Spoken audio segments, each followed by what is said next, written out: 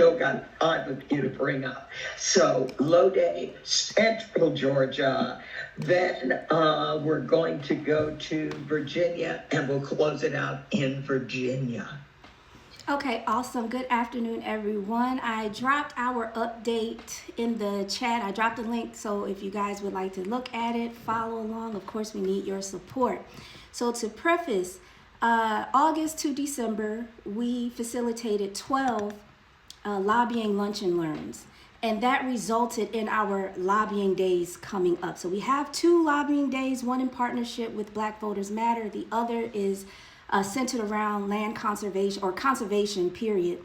And that's a passion of what we have going on at the Gullah Nature Preserve. So with our partnership with Black Voters Matter, that lobby day, that's around infant emergency preparedness.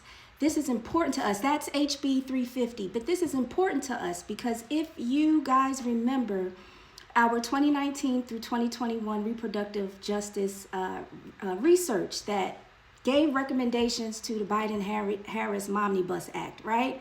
A part of that research, we also put together the curriculum for access to affordable midwifery education.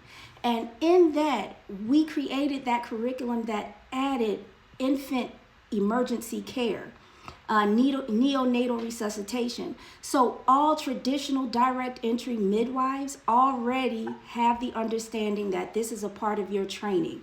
So this is important to us. This is a really big bill because this is, 5 years in the making now. So we give thanks for that. Another aspect of this, another bill that we're following here is HB 291, and that will provide certification for community health workers. Now, again, if you remember, I co-authored SB 267 back in 2019, which was the Certified Community Midwives Act. It did not pass. However, we have a new iteration of that bill, which again is HB 291. So we're excited for that as well because we're still, we still have our boots on the ground and we're still pushing forward to make sure that our moms, our families, our birthing families have access to qualified, competent healthcare providers, okay, in their community midwives. So lastly, as far as our reproductive justice goes, we also have HB 263 on the table. Now, this is important, and of course, we're doing all of this at our lobby day, but this is important as well because it provides a pilot program to cover doulas in Medicaid or through Medicaid, okay? That's also one of the recommendations that came from the research my organization did in 2019, also a recommendation of the Biden-Harris Omnibus Act. So again, big news. Another part, we have the retrospective research that we started last year. This is with this is with the midwife, one of our a fellow indigenous midwife here.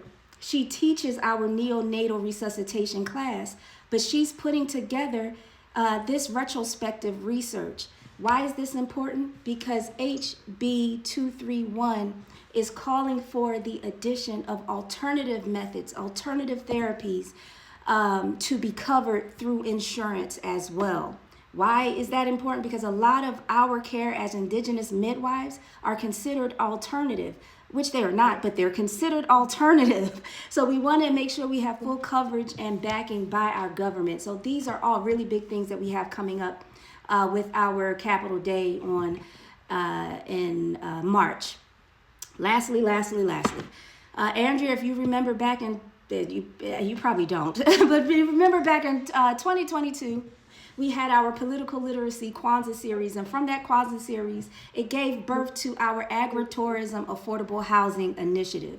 We've been doing agritourism since 2021, which we have our horses, the goats, the chickens, the dogs, all the birds, right? But now we're moving further into our affordable housing. That affordable housing began in 2023, but we finally have approval from our zoning board to build on the property. Yay.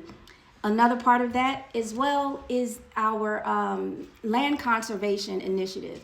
From this, we have a trail on our property. So we are working in partnership with Henry County Transportation Planning to add our trail to Henry County Parks and Rec.